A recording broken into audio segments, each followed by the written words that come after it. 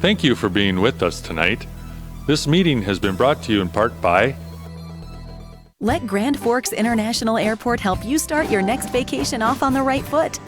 Grand Forks International Airport offers flights to the sunny destinations of Orlando, Las Vegas, and Phoenix on Allegiant, and connections anywhere in the world through Minneapolis-St. Paul on Delta. Forget the hassle of long drives, parking nightmares, and stressful check-ins. The convenience of flying locally means less headaches and more time for you. Grand Forks International Airport, your airport, simply grand.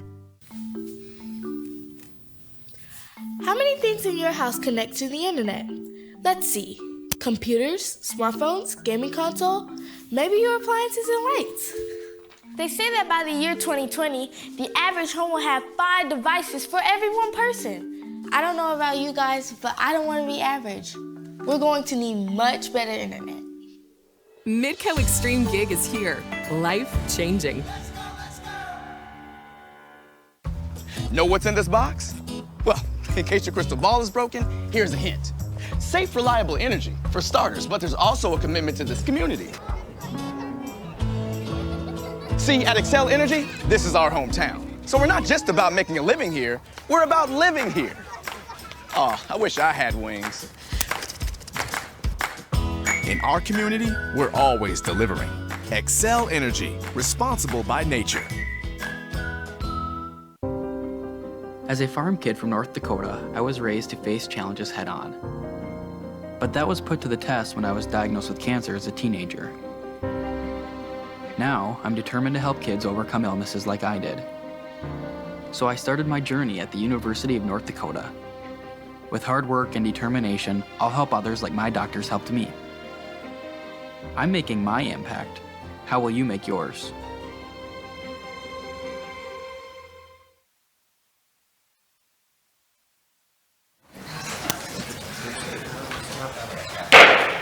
Good evening, everyone. Welcome to beautiful downtown Grand Forks. This is Grand Forks City Council's Committee of the Whole for the 24th of June, 2019. Under item 1 called order, 1.1, welcome and roll call. Weigel. Dockler. Here. Weber. Here. Mock. Here. Marshall. Here. Sandy. Here. Veen. Here. We have a quorum. Great. Under item 2, discussion items 2.1, Northern Pines nitrogen letter of intention extension. How's you feeling? Hey, Council President Sandy and members of City Council. I have with me this evening Larry Mackey from NPN, or Northern Plains Nitrogen. He's the CEO. And before I have Larry come up and provide an update, I'll kind of give you a quick overview. We've been at this for quite some time. We have this letter of intent that describes water, wastewater, and stormwater services. And we've been extending this every 6 months, and it allows NPN to come back with an update. And so a lot of work has been done, not recently, but by the city working with NPN, but they have many permits that have outlined in this staff report that we've worked on. The most important ones are probably the water and the wastewater permits, and we have State Water Commission permits. And really, it's really a critical component part of this whole nitrogen fertilizer plant. I wanted to update one thing. As we've, some of you have probably heard, the Grand Forks Airport is undergoing a updated master plan. Part of their master plan is we need to reconstruct the north-south runway, commercial runway. And we certainly don't, at this point in time, want to close down the Grand Forks Regional Airport for commercial services. So they've been looking at ways to keep the service going at that. Due to, it's post 9/11. When they last did that, they used the Grand Forks Air Force Base as the airport and the terminal while they were reconstructing. And those aren't really viable options at this point in time to shut Grand Forks Airport down for commercial services. So what they've looked at is there's an existing east-west northerly runway is to expand that so that it can meet commercial airline certification. And so that's part of the theory now. While they reconstruct the north-south runway, in advance of that, they would reconstruct parts of the east-west runway and expand it so that we would always have commercial service. Now, the reason I point this all out is that the NPN facility is in the vicinity of the airport, and that's why we've done a lot of work with the FAA and regarding plume analysis and that sort of thing. So the meetings that I've been at recently, what we've said is we should extend this agreement, and there might be some additional analysis that we need to do to look at any potential impacts as part of the MPN being in the vicinity with the expansion of that east-west runway. So I just want to put an asterisk on that, is that there will probably be some additional review as part of the airport's master plan, and this will probably be somewhat of a focus on looking at any impacts that were not analyzed as part of the original review. So with that, I'd ask Mr. Mackey to come up and provide an update, and then we'd stand for any questions. Mr. Mackey, welcome back to Grand Forks. Thank you. Always a pleasure to come back here. Love this town. And I like our location, too. Well, I was telling Keith about an hour ago that I never thought this project would take this long to finance. Some things happened that are out of everybody's control, such as downturn in the ag economy and the resulting downturn in product pricing. Give you an idea of what's happened over the last several years. When we started this project, corn was selling for $8 a bushel. Ammonia in North Dakota was selling for $800 a ton. Lately, corn's been under $4. And ammonia has been seeing pricing below $400. It's above it now, but it's a long ways from $800. It's still a great project. There's some things that have improved. The market's improved, as I just alluded to. It's not back to where it was before. But gas pricing has significantly decreased. Gas is our feedstock. The most important input in a nitrogen-based fertilizer plant is natural gas. Depending on on what the gas price is, to make a ton of ammonia, or to make ammonia, gas pricing is anywhere from, say, 60 to 80% of the cost. So that's a very important parameter for us. And North Dakota is prolific in natural gas, more so now than when we started the project. Gas is lower cost here than pretty well anywhere in the United States. There's low price gas in Texas, but they're near the Gulf Coast, so they have an opportunity to export as LNG. Now in North Dakota, you couldn't be in a worse spot to try to export anything overseas. That's good for us because a lot of nitrogen fertilizer that comes into this market comes from overseas. The United States is still a net importer of nitrogen-based fertilizers. That's good for us. And so the price of nitrogen products, fertilizer products here is roughly the import cost to the U.S. Gulf Coast plus the freight to get it here. Well, I don't know of anywhere in the United States farther away from the Gulf Coast than North Dakota. So again, that's good for us. So today we're in discussions with several potential investors. Recently, a really good one. Not that the others aren't. We'll take anybody's money. But this one is really good for this area, really good for us. And we've been approached by an industrial off-taker that would like to possibly invest in our project and certainly would like to off-take some of our products to make their products for the industrial market. So I would like you to extend this the permit for the water, and that'll make me a happy guy, and we'll keep working until we get this the financing for this plant and build it. It's inevitable that somebody will build a nitrogen-based fertilizer plant in North Dakota because of the strong market and the low-priced gas. It's inevitable. Any questions? Thank you, Mr. Mackey. Any questions? Moved by Weber, second by Mock. Any other comments or thoughts? No, I think I like what I heard today. I look forward to things moving forward. So thank you for your quick presentation. Thank you. Any other comments? All those in favor signify by saying aye. Aye. Opposed, same sign, motion carries. Item 2.2, request for exemption to city code for permission to allow a helicopter to land and take off within city limits for Choice Financial Bank charity fundraiser, Heroes for Hospice, July 18th. Good evening. Good evening. Tonight I have three different events that I'm bringing forward for you, Council President Sandy and council members. The first one is an exemption for a helicopter to land in the city limits. This is an event that the Choice Financial Bank does every year. It's a Heroes for Hospice, and they are going to be landing a helicopter at 8 a.m. until about 2 p.m. Their event starts around that 11 to 1:30 event. They are using a pilot from Homeland Security. You have his badge number and his name there, and they have drafted a plan as far as the safety of the landing and where it's going to be. Everything's in order on that one. Any comments or concerns? Mr. Weber moves approval, second by Mock. Seeing no other comments, all those in favor signify by saying aye. Aye. Opposed, same sign. Motion carries unanimously. Item 2.3, request for approval of noise variance and commingling for alcohol and various special events. Part A, North Dakota Museum of Art Concert in the Garden Series. Promise, guys. Be here. This is a returning event that is held every year in the summer with the North Dakota Museum of Art, and we will be again coming forward. Rhombus guys will be handling the commingling as they have their outdoor concert in the garden this year. There are 5 dates that they will be using, and again, it's the same as we've seen in the last several years. So I'm moving forward.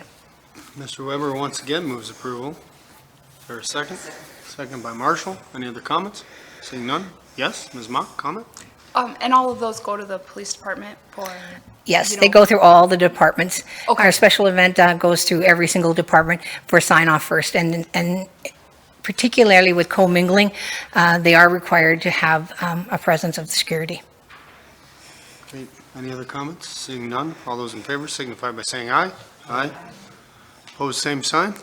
Motion carries. And Part B, August 31, Kappa Sigma Fraternity Military Heroes Benefit Concert with Brick and Barley. Last year, we saw this event for the first time. The group is back again to do the event again this year. This is their second annual event. It is a benefit that they will bring forward with Military Hero Benefit Concert.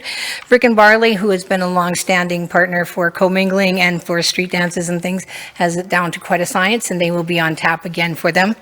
They have had a meeting already with the police department, and they have secured an agreement to handle police protection for this event. Everything is in order. It is exactly as it was last year, and the trust was earned at that point. Any comments, thoughts? Moved by Veen. Oh, a question? Is there, before we move on, a second by Mock? Okay, Ms. Dockler? Just a couple of questions for you. I know you love them.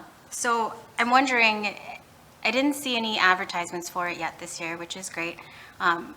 I imagine that's going to be coming next, following any approval from council.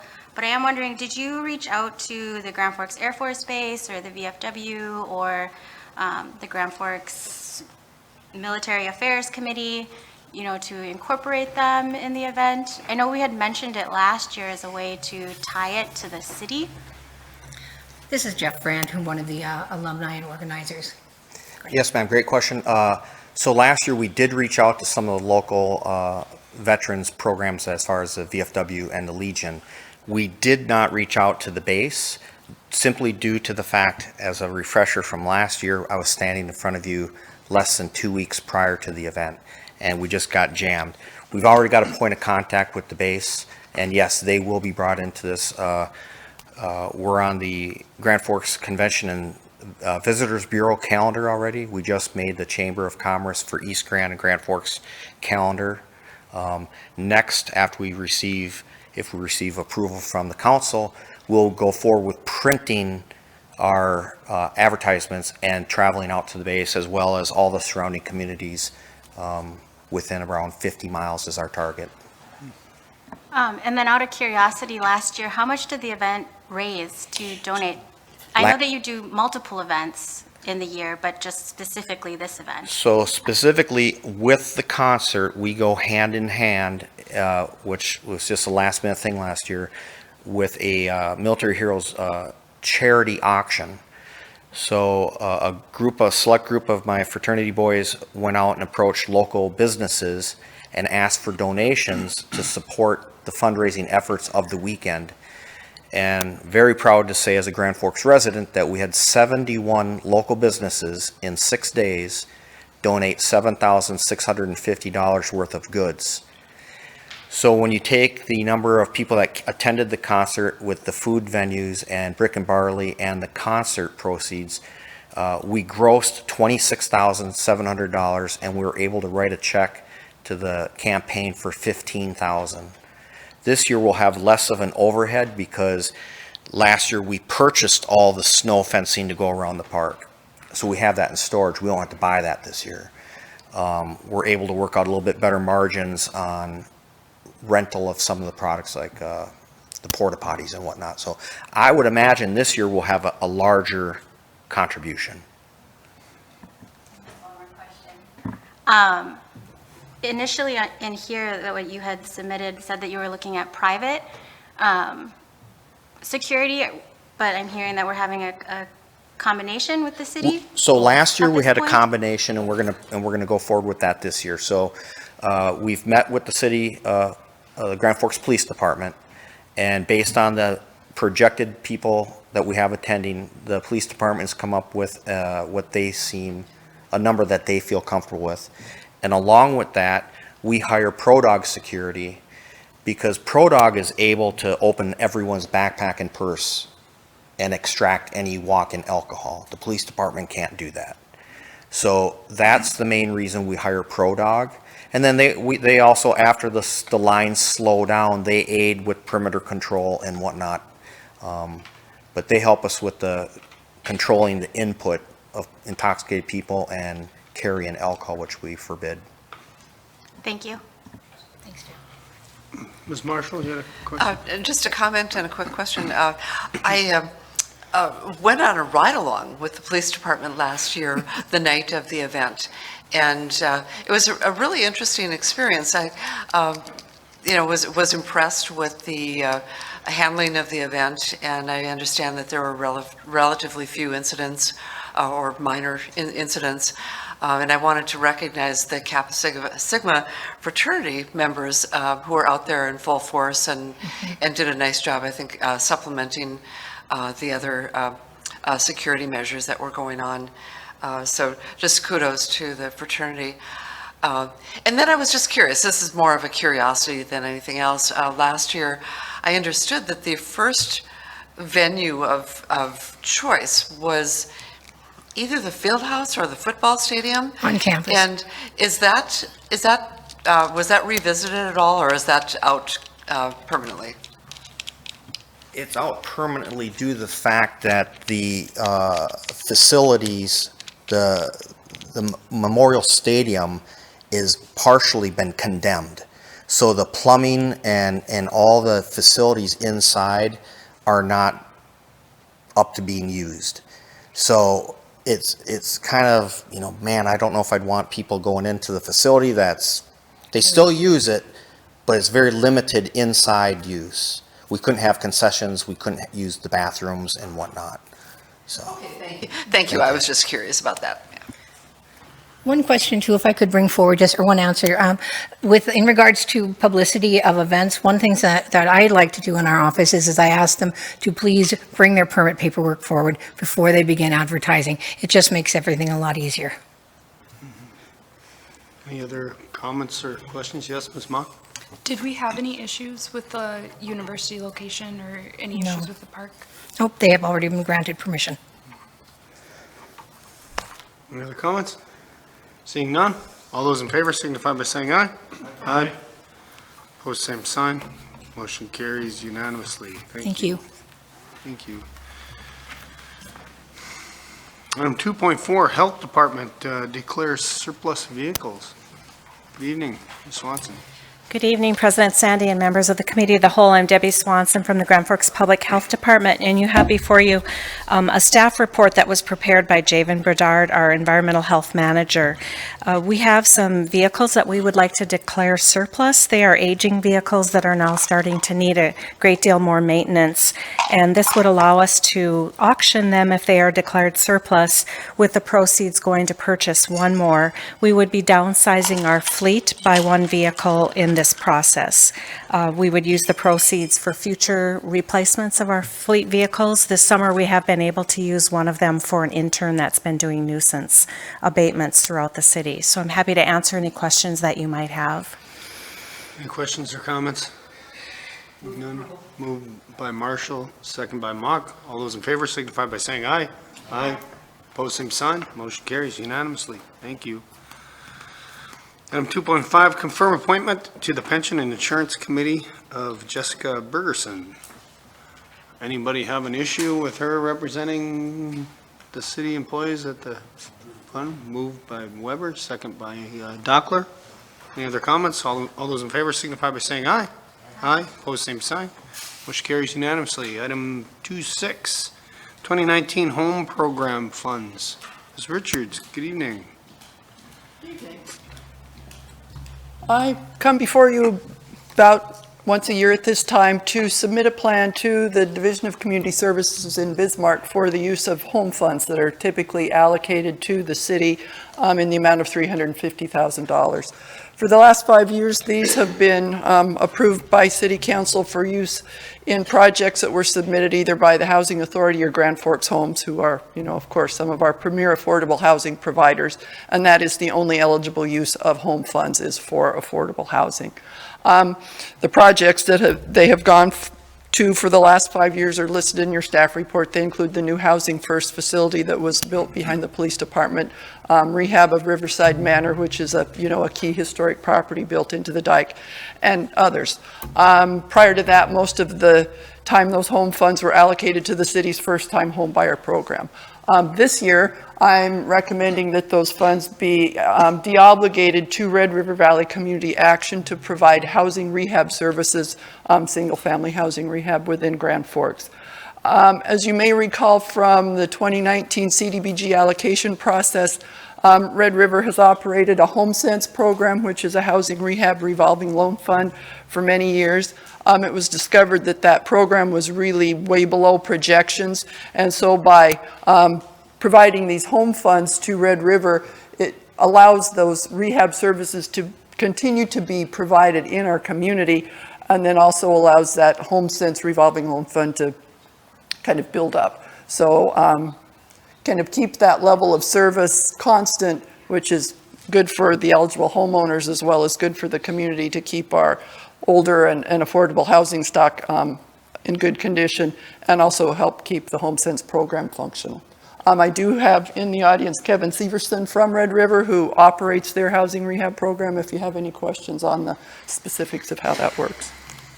Any questions? Yes, Ms. Marshall. I think this is an excellent use of those funds, and I would move approval. Thank you. Moved by Marshall, second by Dockler. Any other comments?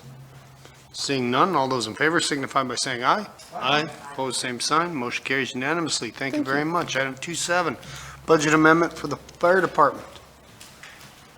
Evening, Chief. Good evening. President Sandy, members of the committee. As indicated in the staff report I presented to you, in the 2020 vehicle replacement schedule, there's funds allocated for the replacement of a fire engine.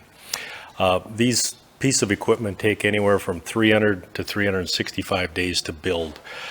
In addition, in speaking with manufacturers, all indications are probably a minimum of 4 to 5% increase by September, and with the tariff unknown situation, it could be more. And so what staff is recommending is that if we could do a reallocation of those funds to 2019, it would allow us to order that vehicle now, take delivery earlier in 2020, plus it would lock us in a price if we ordered it now. And this would replace a 2000 model fire engine that would go into reserve status. Any comments? Moved by Weber, second by Mock. All those in favor signify by saying aye. Aye. Opposed, same sign. Thank you. Carried. Thanks, Chief. 2.8, bids for project 8066 sanitary sewer for South 19th Street from 40th to 44th Avenue South. Mr. Karinko. Good evening, President Sandy and members of the committee. This afternoon, we opened bids for the project for sanitary sewer on South 19th Street. This is providing sanitary sewer and some services for the area, kind of associated generally with the Edgewood area. When we opened bids this afternoon, we received 3 bids. The parent low bid was from United Crane and Excavation in the amount of $409,938.20. Upon reviewing the bids, we did notice that there was an irregularity in one of the bids. Bid from Molstead, where it appears they bid $350 per foot on a bid item, but they may have intended $3.50 for that bid item. We did receive a letter, which is attached to the staff report regarding this, and typically it has been engineering department's practice that in correcting math discrepancies such as this, we would use the bid price multiplied by the quantities in order to correct the discrepancy. And so with that, staff is recommending awarding the contract to the low bidder, United Crane and Excavation, in the amount of $409,938.20. Any comments or questions, thoughts, Mr. Veen? Well, it's kind of unfortunate when an error like this takes place, but as far long as I can remember, unit price always governs, even if, as you work through the numbers, if you always take the unit price times the number of units, and because often that's where the mathematical errors come, is when they multiply out or across. So from when I can remember anyway, we've always done that, and I would expect this would break precedence with what we typically do if we were to do something different. It seems obvious what the mistake is, so that's what makes it a little bit an issue, but I don't know how we break with what we have done in the past, and I expect we would do in the future, but to use their unit price and use that as the basis to determine low bidder. Although I would personally prefer the other, I'm not for sure we can do that. So that's my comments. Any other comments? Was the bid tabulation added to the letter? Did you not receive a copy of that? Oh, of course I did. It's under my Okay. It's under my folio. Thank you.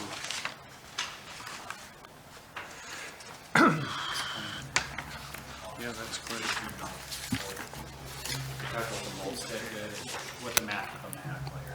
Yeah, the mathematical error of the approximately 1.1 million, that was based on the $3.50 versus the $350.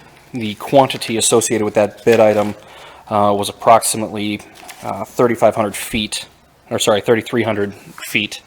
So that's part of the reason why the difference is so great.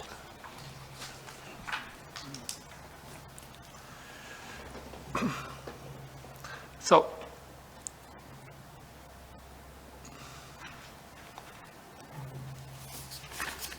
he's doing his math. If you want the exact quantity, I believe it is 3,357 feet. Well, isn't that disappointing?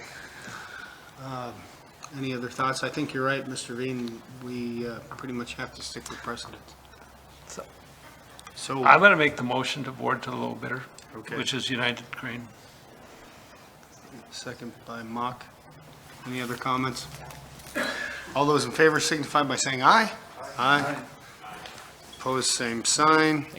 Motion carries. I would recommend people check their math before they submit their bids. Item 2.9, purchase agreement for property necessary for construction of project 7540, District 567, Oscarville Storm Sewer, Storm Pond, Pump Station, and Discharge Ditch. Good evening. Good evening, Council President Sandy, members of the committee. So I've been before you a number of times regarding the Oscarville Storm Sewer project, and this is the next step in progressing in this project. So as we've talked about before, this project consists of installing a gravity storm sewer system, a pond, a pump station, and a drainage ditch. It's actually we're improving a drainage ditch that currently exists, and we need to deepen it and clean it for about a mile. So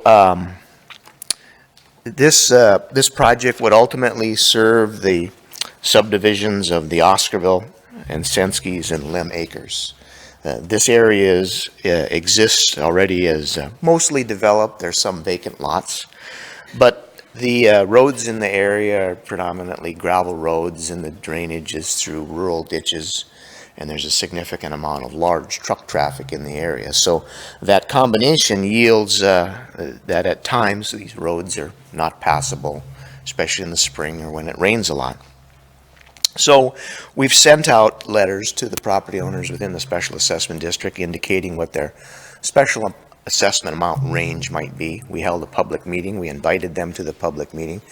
We had about 3 people from the assessment area show up at the public meeting. They all voiced support of the project, not only the storm sewer project, but the future paving project as well. They felt that they needed both projects to continue to do business in the area. So what we need is about 9.3 acres of property to do our project. As I said before, the Oscarville area is already developed, so in order for us to put a pond someplace, the best place to put it is in an area that is adjacent to this subdivision that is currently unplatted, undeveloped, currently exists as a farm field. We have been in conversation with the property owners, and they're willing to sell us the property that we need. As I mentioned, that we're looking at about 9.3 acres to purchase. That would be for a pond, and then a parcel to store the excavated material on, and then we need to improve a ditch adjacent to the English Coulee diversion. So the amount of land that we need is, as I said, is about 9.3 acres. So discussions that we've had with the property owners who currently own the land, they're willing to sell it to us.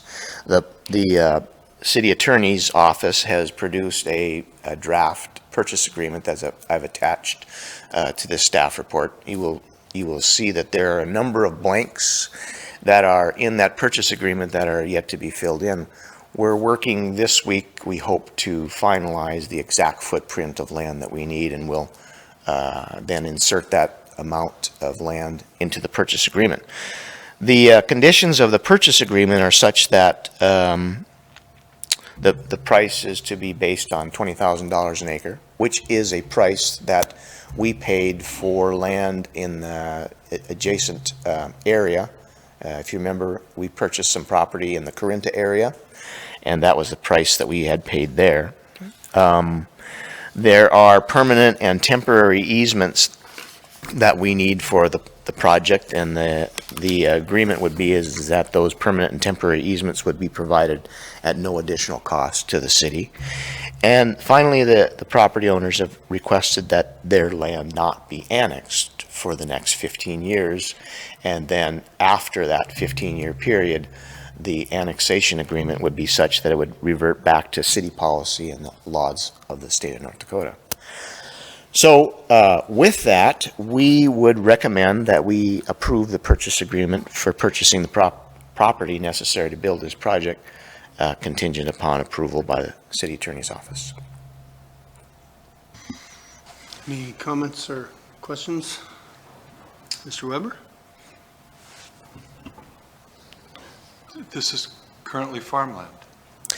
It is. There exists probably might have been at one time an old farmstead up in that area. So there's a kind of a grove of trees up there. There's a couple of grain bins, and there is a Quonset type building in that area. Is $20,000 an acre what we're paying for cropland in the area right now? Well, $20,000 an acre is what land was selling for in the Corinta area.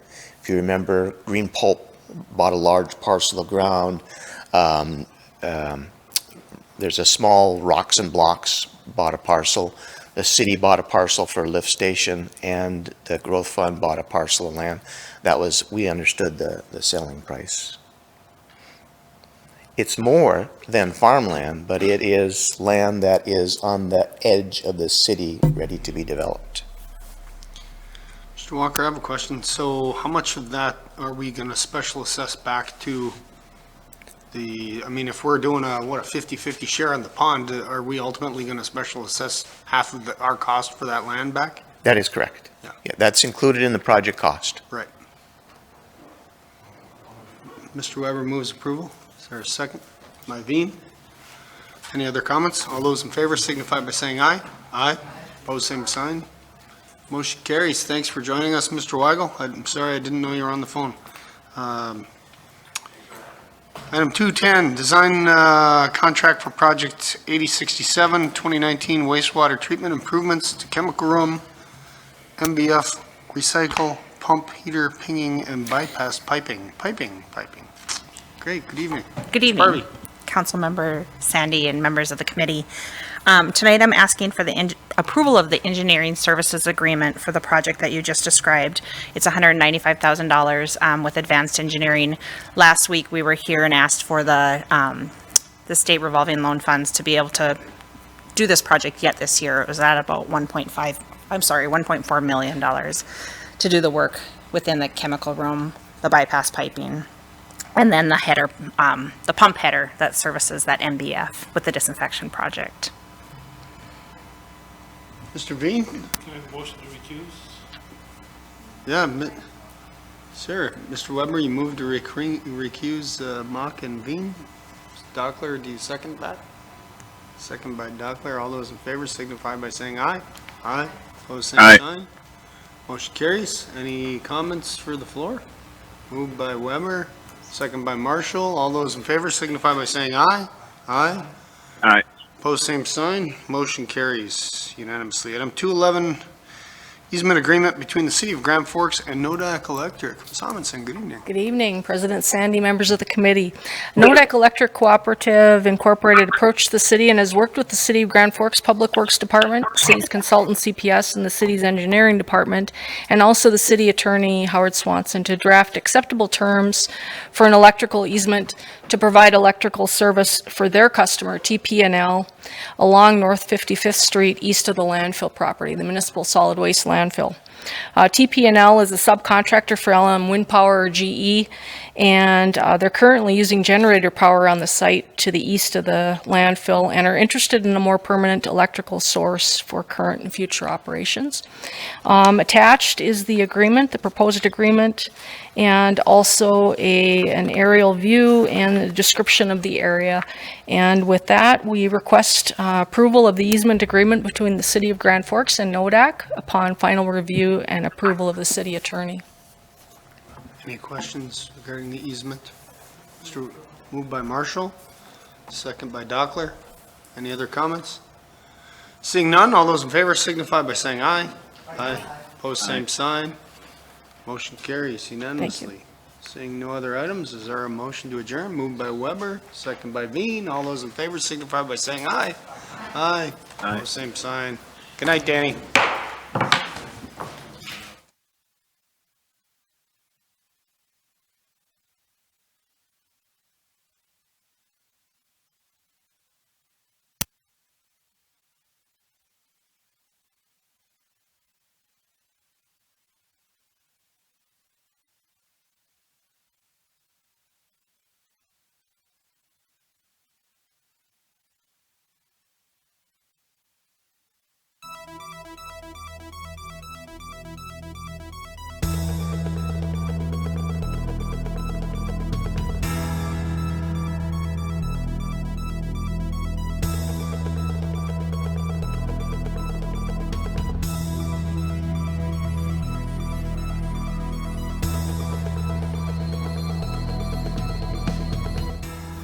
Thank you for being with us tonight.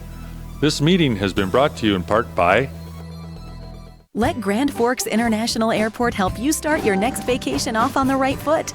Grand Forks International Airport offers flights to the sunny destinations of Orlando, Las Vegas, and Phoenix on Allegiant, and connections anywhere in the world through Minneapolis-St. Paul on Delta. Forget the hassle of long drives, parking nightmares, and stressful check-ins.